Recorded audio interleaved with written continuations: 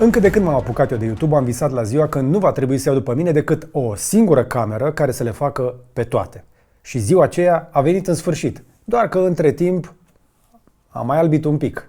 Astăzi am pe masă două camere care promit, oricare dintre ele, să te ajute să arăți ce ai văzut tu, fără să te stresezi încotro ai îndreptat camera. Adică sunt camere 360. Pe deasupra ar mai fi cică și 8K. Visăm și la 8K de foarte multă vreme.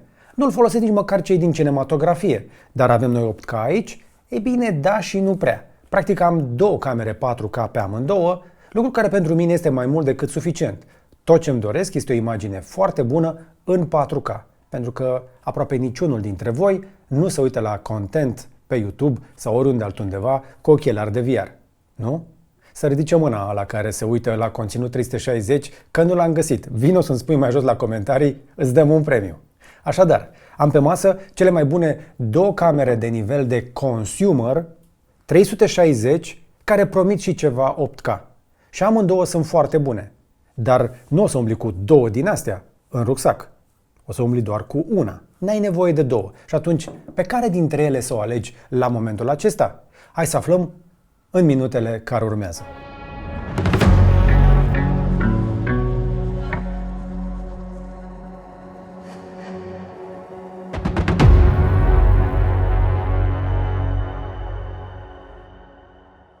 Într-un fel e nedrept să le compari pe cele două, pentru că aici avem regele încoronat al industriei.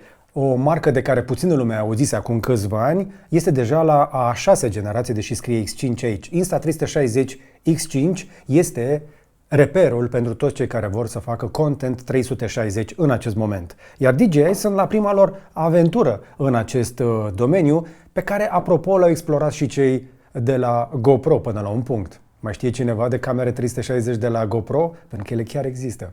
În realitate însă, acestea sunt referințele. Așadar, DJI sunt la prima lor încercare în acest domeniu și hai să vedem dacă reușesc să se apropie de ce încearcă și reușește Insta360. Spoiler alert, nu, asta o să rămână numărul 1 în continuare. Dar DJI este un concurent foarte serios nu doar pentru locul 2, ci și pentru cei care caută un pic de extra, un pic de mai bine, un pic de profesionalism, dacă vrei.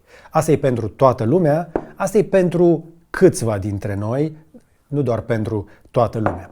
Din nou, destul de multe specificații, așa că mi-am pregătit o fițuică. Ce ne interesează pe noi așadar de la astea două este că ai în sfârșit camere 360 care pot filma la rezoluție înaltă, care pot fi luate oriunde. De ce? Pentru că, așa cum le vezi, pot fi folosite. Îți mai trebuie doar un stick, există mai multe variante. Am inclusiv unul de 3 metri aici. Mai bine ți le arăt. Nu râdeți de mine, dar eu umblu cu mai multe bețe în rucsac. Și nu pentru că aș căuta gâlceavă, ci pentru că îmi trebuie. Asta, spre exemplu, este de la camera mea DJI Action și pot să folosesc foarte ușor accesoriul ăsta, inclusiv cu o cameră Osmo 360, cu sau fără un astfel de accesoriu. Asta se întinde cam atât. De cele mai multe ori n-ai nevoie de mai mult. Iar pentru cea de la Insta360 mi-am luat inclusiv un quick release de genul ăsta foarte mititel așa, ca să pot să prind și să desfac foarte rapid camera oricând. Și ăsta are cam aceeași lungime. Ambele sunt relativ similare și îmi place că față de începuturile acestor selfie stick-uri nu scutură. Mai există însă și așa ceva. Există un Insta360 Extended Edition Selfie Stick. Vrei să vezi cât de mare e asta?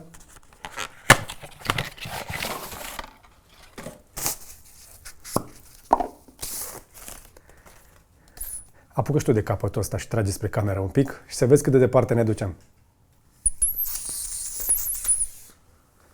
Cam așa. Ăsta are 3 metri.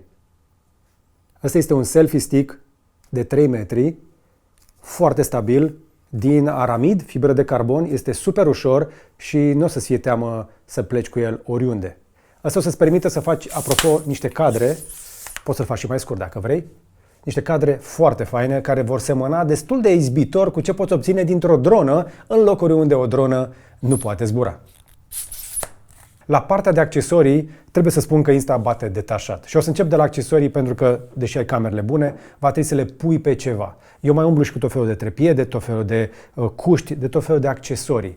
Ce am apreciat și la Insta360, dar și la cei de la DJI, este că îți oferă inclusiv posibilitatea de a folosi aceste filet, această prindere cu filet, însă poți să mai prinzi și accesorii magnetice. Ambele au magnet în partea de jos și le poți fixa, să zicem, cât de cât. Stau pur și simplu și așa cum le ții sau poți să le ții în mână. Lucru pe care nu-l recomand neapărat, pentru că aici apare o diferență importantă. Dacă vrei să obții o imagine 360 de calitate, va trebui să folosești un băț, pentru că locul în care se leagă imaginea este la cel puțin 75 de centimetri pentru această cameră de la DJI, adică practic cam de aici. Iar la Insta360 este ceva mai mică. Este undeva pe la vreo 50 de centimetri. Vezi deja primele suprapuneri de la jumătate de metru. Cu cât te îndepărtezi de camerele acestea, tu le permiți practic să-și facă stitching-ul, adică să combine cele două imagini de pe la ambele părți. Dincolo de accesorii însă și de form factor, care este relativ diferit, ambele au ecrane și ecranele astea sunt foarte folositoare. Dacă te uiți un pic ca proporții, da, este un pic mai mare cel de la Insta360, dar ăsta este în 9x16, iar cel de la DJI este în 16x9.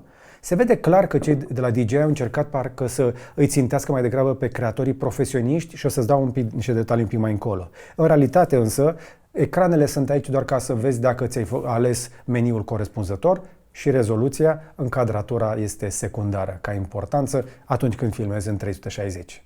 Când filmezi însă, de ce spuneam eu că e prea puțin important încadratura? Pentru că atâta vreme cât ai pus camera la înălțimea care trebuie și distanța față de obiectul care te interesează, mai departe face totul softul cu ajutorul celor două camere de înaltă rezoluție. Și cifrele sună cam așa. Pe Insta360 am filmare de până la 8K la 30 de frame-uri pe secundă, însă modul recomandat este evident 5,7K, acolo poți obține inclusiv HDR. Pe DJI Osmo 360, aici vedem deja prima diferență. Poți să tragi 8K la 50 de frame-uri pe secundă sau 6K la 60 de frame-uri pe secundă. Poți să tragi chiar și 4K la 100 de frame-uri pe secundă, valabil însă și aici. Și apare și o mică diferență de senzor. Pe Insta360 am un senzor de 1 pe 1.28 și aici am pe 1 pe 1.1. E aproape un senzor pătrat. Cei de la DJI comunică cumva așa un fel de senzor de 1 inch. Nu e. Este aproape 1 inch și este aproape pătrat. Dar este un senzor mare care este capabil de lucruri foarte bune, inclusiv în modul acela DJI Super Night, care îți obține o imagine destul de bună, dar mare atenție, nu la cea mai mare rezoluție și nu la tot numărul de frame-uri. Dar poți să vezi din ce în ce mai bine pe o cameră 360 pe întuneric. Ambele pot filma însă 4K pe o singură cameră, deci la nevoie le poți folosi pe post de action cam. Diferența importantă însă pentru profesioniști vine la partea de log. Cei de la Insta se bazează destul de mult pe AI-ul lor pentru a obține o imagine, să zicem, de calitate direct din cameră. Adică o saturație și un contrast care să fie plăcute pentru toată lumea. Dincoace însă au și un iLog, dar nu aș pune mare accent pe el.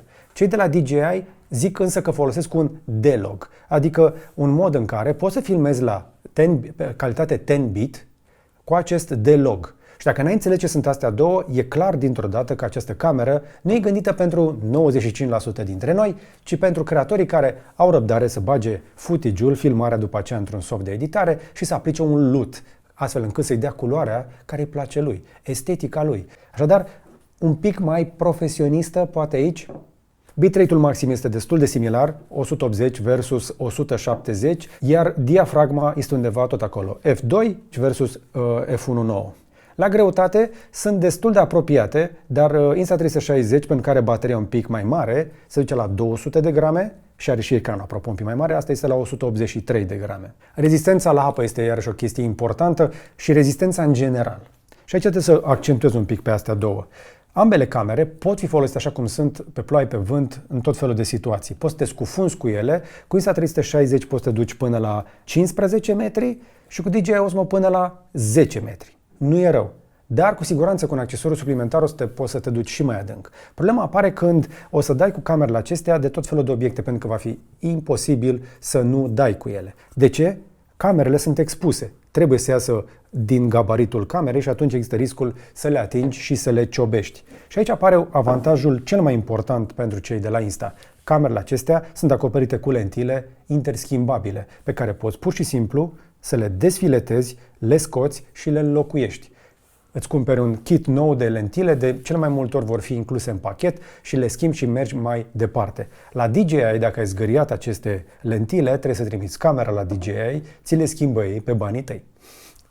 Ca așa funcționează. Dar asta este o diferență importantă. Iată, cei de la Insta au depășit etapa asta cu lentilele fixe odată cu X5. Vă spuneam că bateria este ceva mai mare la cei de la Insta360. Pe acest X5 avem baterie de 2400 de mAh, care este ușor de schimbat cu alta.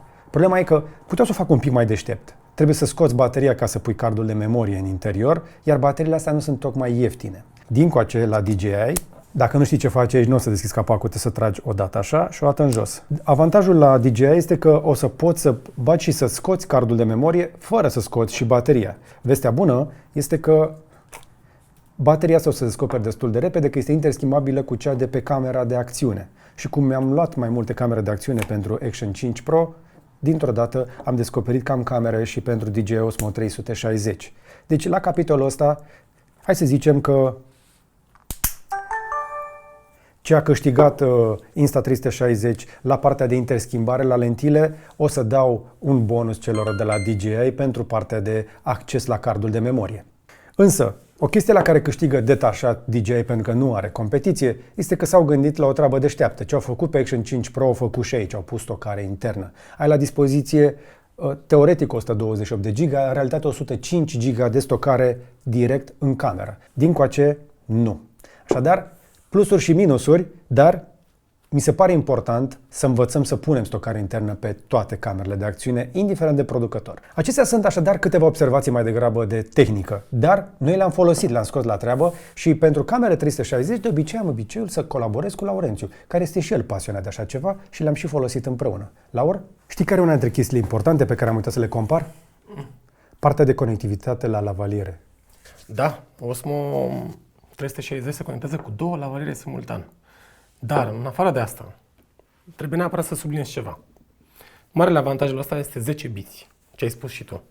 Știi care e diferența între 10 biți și 8 biți? Nu. În 8 biți, practic, înregistrează 16,7 milioane de culori, în 10 biți peste 1 miliard de tonuri de culoare.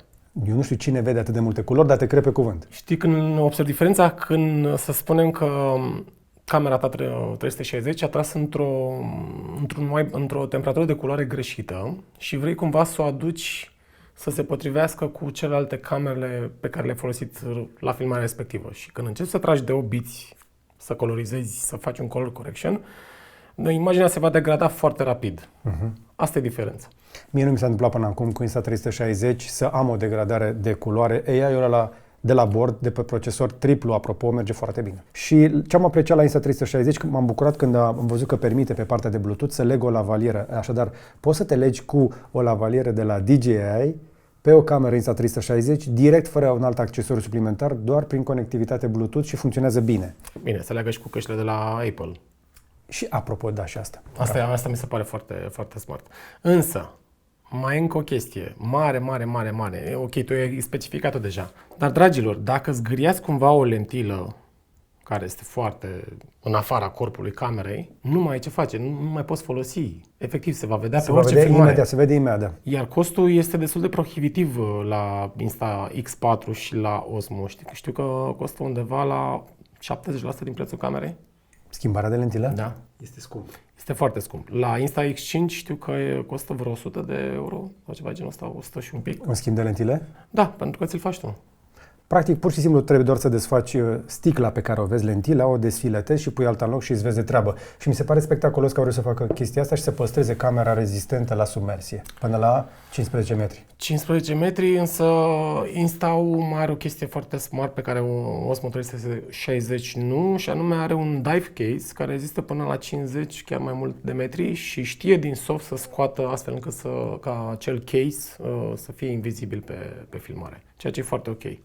Mai încă o altă chestie pe care, uite, pot să ți-o arăt acum. Voi nu o să o vedeți, dar o să vă arăt eu pe ilustrație, dacă se mai și pornește. Apropo de stitching-ul minimum distance, știi, de stitching. Deci Insta de pe la 20 Și de pe la 20 de centimetri deja face stitching-ul bine. Bun. Și acum hai să punem și Osmo în aceeași parte, da, încolo. Și uite-te la diferență. Trebuie să mă duc foarte departe.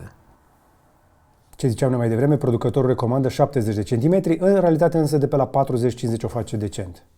Dar trebuie să ții cont de treaba asta atunci când vei folosi această cameră, pentru că va trebui să nu te apropii foarte mult cu camera de subiectul pe care vrei să-l filmezi. Sau subiectul pe care vrei să-l filmezi să nu fie pe cantul camerei. Eu, spre exemplu, la unele review-uri de mașini, prefer să pun camera undeva aici, așa, și știu că mă vede pe o singură cameră, iar cealaltă o să vadă ce este în partea opusă. Dacă vreau să combin o mișcare de pe una către cealaltă, o să fie ok. Practic, o astfel de cameră ține locul, chiar și în spații înghesuite, la mai multe camere deodată, nu doar una sau două.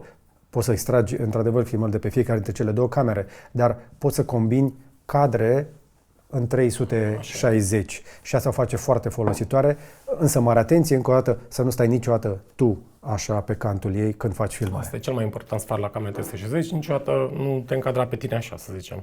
Tot timpul cât mai... Încearcă să fii văzut direct de una dintre camere. Și dacă nu ești chiar atât de profesionist, cum este Laul care își face timp să facă trekking, hai să vă arătăm cât de ușor este să faci trekking în 2025 cu o cameră 360. Tot ce trebuie este aplicația standard a producătorului pentru ambele. Aici vom folosi aplicația Insta360, dincoace vom folosi aplicația DJI Mimo. Și hai să ne jucăm un pic. Pentru mine partea de conectare la cameră este foarte ușoară pe un Insta360. Instalez aplicația, o împerechez, după aceea o vede pe Bluetooth, îi dau connect și în momentul ăsta se va conecta pe conexiune, din câte mi-am dat seama, prin Wi-Fi direct la cameră, pentru că fișierele sunt mari. Prin Bluetooth nu o să termin niciodată un transfer de fișiere în viața asta, mai ales că avem fișiere foarte mari pe aceste camere. Și, opa, uite, am și un update. Hai că îl dăm un pic mai încolo. Deocamdată vreau să văd ce vede camera. Pe iPhone să fi conectat deja. Și în momentul ăsta pot deja să văd exact ce vede camera. Ne vedem noi? Ecranul tău e superb. E dată rec? E dată. I-am dat și rec. Aici pot să modific modurile, însă direct din cameră deja se vede bine. Da. Arată super bine. Văd cât mai am stocare, cât am baterie și pot să comut, vă spuneam, pe single lens, pot să folosesc în 4K la 30 fps. Și 60. Hai să vedem. Pot trage și la 4K 60 fps. Pe mine ce mă interesează însă este modul evident 360 și modul maxim pe care pot să-l obțin este acest 8K la 30 fps. Este maximul posibil, mare atenție însă, acest 5,7K plus, care este recomandat de producător, mă limitează la 30 de frame-uri pe secundă. Dacă vreau acțiune, trebuie să mă duc la 60. Și ai și HDR, opțiunea de HDR deja. Am 5,7K în 60 cu HDR, am HDR pe toate modurile în 5,7K. 5,7K plus este o rezoluție un pic suplimentară, folosește un pic mai mult din senzor, dar nu mai am HDR pentru că pentru a face pixel binning-ul nu mai poate să facă și HDR. I-am dat greu. Practic, din ce am văzut eu, 5,7K plus e foarte, foarte aproape de 8K, doar că ai fișiere ceva mai mici. Exact. E o compresie un pic mai mare. Da. Recomandarea mea, în cea mai mare parte a timpului, vei trage în 5,7K, cu excepția în filmărilor în care ai mișcare foarte rapidă. Dacă se întâmplă lucruri foarte rapide și pe motocicletă, mașină de acțiune, lucruri de felul ăsta pe bicicletă, treci în 5,7K, 60 cu HDR. Back to live. Ok, bun. Și dacă intrece la cameră, o să văd și eu. Uite, s-a conectat mai repede pe iPhone. Da, se conectează rapid pe iPhone. Codecurile, practic plugin-urile, cred că sunt bine gândite. Și la fel, pot să mișc. Atenție, apropo de acel 8K. 8K este toată sfera. Toată sfera. Adică nu vă gândiți că ok, să zicem că am 4K în partea asta și 4K în partea asta. Da, am și sus, am și jos. E toată sfera. Cumva 8K de aici nu se va compara niciodată cu o cameră profesională care filmează 8K. Și foarte important, iarăși, acest 8K este deja cumva echilibrat din punct de vedere al culorilor și expunerii, pentru că nu o să ai niciodată aceeași lumină pe ambele părți ale camerei și cu toate acestea filmările astea reușesc să fie, uite, relativ uniforme. E altă lumină, efectiv, în zona dinspre fereastră și altă lumină aici la noi. Da. Și uite cât de bine se comportă inclusiv față... bine de fereastră, da. Se vede lumina prin fereastră, nu este arsă și dacă îndrepți către lampa de sus, de asemenea, deși este pe cant, o expune corect Și de-aia zic că am așteptat multă vreme îmbunătățirea acestor camere 360, acum sunt mai bune ca niciodată, deja doar începem să devenim pretențioși. Ca idee, ce vedeți voi aici, practic, nu se poate realiza cu o cameră tradițională de cinema chiar. Trebuie să expui ori pentru fereastră, pentru afară, ori pentru interior. Nu există să vezi Corect. și porțiunile astea faci după aceea de aici. postproducție. Exact. Bun. Hai să ne uităm un pic totuși la ce am avut înregistrat. Acum o să accesez eu, spre exemplu, arhiva noastră de filmări. Aici este review-ul de care v-am spus, pe care l-am filmat zilele trecute. Și aplicația mie mi se pare foarte generoasă la capitolul editare direct de pe telefon. Poți să schimbi perspectiva. Și deja i-am zis să-și folosească propriul AI ca să identifice persoana și în momentul acesta o să mute perspectiva doar să mă urmărească pe mine. Deja aplicația celor de la Insta este foarte avansată. Consumă destul de multă procesare pe telefon, aici ajută să ai un telefon mai nou și mai scump. Așa e. Sunt foarte bune însă procesările pentru Insta pe un iPhone și pe un iPad. Eu mi-am luat un iPad doar pentru a face ușor trekking. Serios? Da. Avem totuși niște cadre pe care tu le-ai filmat cu ambele camere. Și hai să vedem pe care le deschidem. Încă o dată, direct din cameră, ambele arată bine. Da. Însă sunt curios să-mi dai tu evaluarea pe care o să o vezi direct pe calculator atunci când te uiți la numărul de bits. Dar pentru ce aș vrea să scot de aici ca social media, postări, efectiv un content rapid, mi se pare util. Ce-mi place însă este editorul ăsta cu AI de aici și inclusiv partea de tracking. Pot să fac deep track sau pot să-i dau eu pur și simplu record și fii atent. Asta îmi place cel mai tare. Te miști cu telefonul, nu? Exact. Asta mi se pare genial. Da.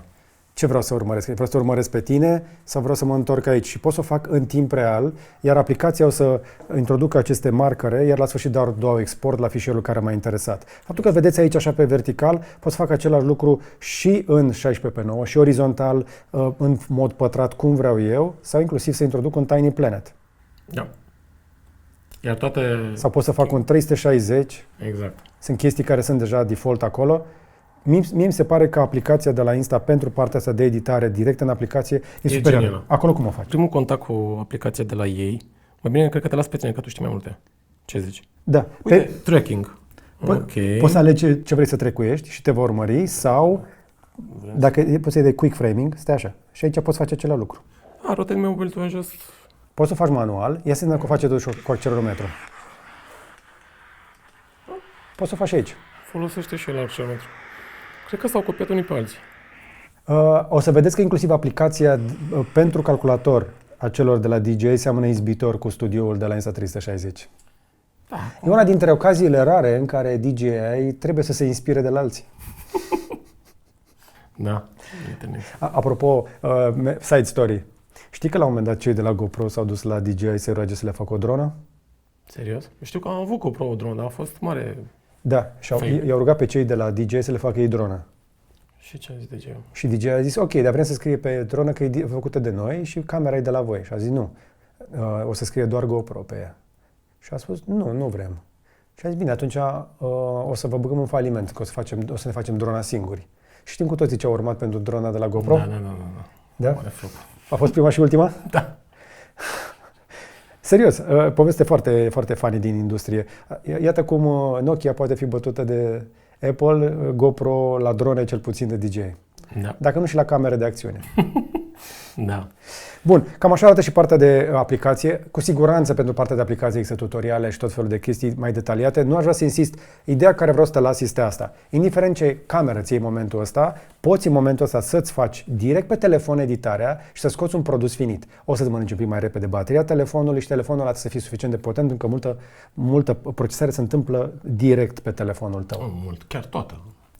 Unele chestii, da, dar pentru anumite chestii da.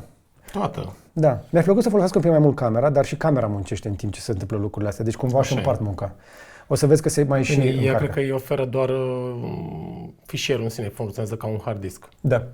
Dar poți să dai și export la 4K direct de pe telefon și poți să urci direct de pe telefon. Adică de foarte multe ori am fost nevoit să folosesc telefonul la mici edituri cu succes. Dar știu că George nu insistă, însă eu nu sunt afiliat cu nimeni, vă trebuie un iPhone pentru a folosi cu succes așa ceva.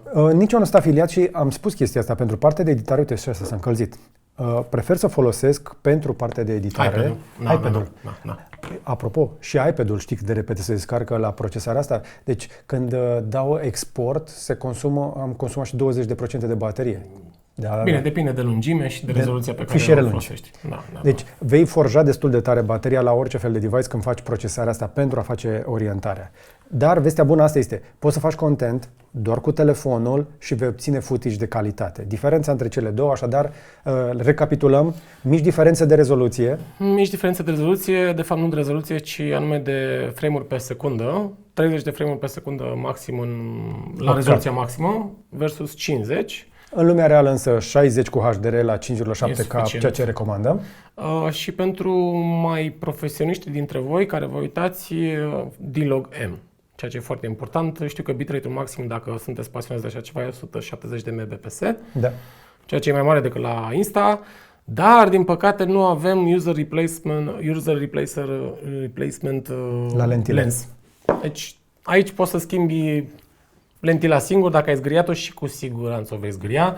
Și din păcate am încercat de pe Temu niște protecții pentru X4, că eu am X4. Sunt foarte proaste, nu vă recomand. Luați-vă chestiile originale. Până și protecțiile originale de X4 le-am folosit eu și distorsionează imaginea. Evitați să luați protecții neoriginale, de-aia îmi place mai mult ideea asta cu lentile schimbabile. Nu există niciuna perfectă dintre cele două. Există diferențe importante, un mic avantaj pentru Insta360 X5, dar faptul că avem competiție îmi garantează mie că i6 va fi mai bun. Va fi mult mai bun. Dar, hei, dacă aveți X4, nu vă cumpărați, nu vă upgradați, mai stați un an, doi, mai stați până o stricați, țineți de lucrurile voastre cât puteți, pentru că vine criza. Așa este. Care criză? E aici. Aici. X4 mi-am donat camera pentru o cauză nobilă, unor oameni foarte faini, am trecut pe X5 și acum mă uit și la DJI. Cred că voi rămâne totuși pe acest X5, cel puțin încă o perioadă. Am deja și accesoriile, sunt ecosistem, îmi place aplicația, este ușor de folosit pentru cineva ca mine care nu este atât de hardcore pe ceea ce înseamnă editare. De hardcore, ideea e că o cameră 360 îți poate da niște unghiuri unice, poate fi înghesuită în locuri în care nici măcar nu te gândești. Și eu am integrat-o cu succes în producții pentru clienți, inclusiv pentru George, de nenumărate ori și nimeni nu a simțit că, vai de mine, e o cameră care filmează la o calitate mai slabă decât o cameră dedicată video. Deci, cu puțină creativitate o poți integra, cu puțină muncă pe editare o poți integra în orice workflow și îți dă o mare libertate la filmează acum și gândește după cum încadrezi. Asta e o mare chestie și vă recomand la toți în concedii. Adică e simplu, pur și simplu. E camera perfectă de concediu. Da, o ții un băț așa cum ne-ai arătat tu și mergi cu el așa pur și simplu, pentru că camera 360 îți va scoate software bățul și practic vei arăta că o ții așa în mână și poți să reîncadrezi după. Da.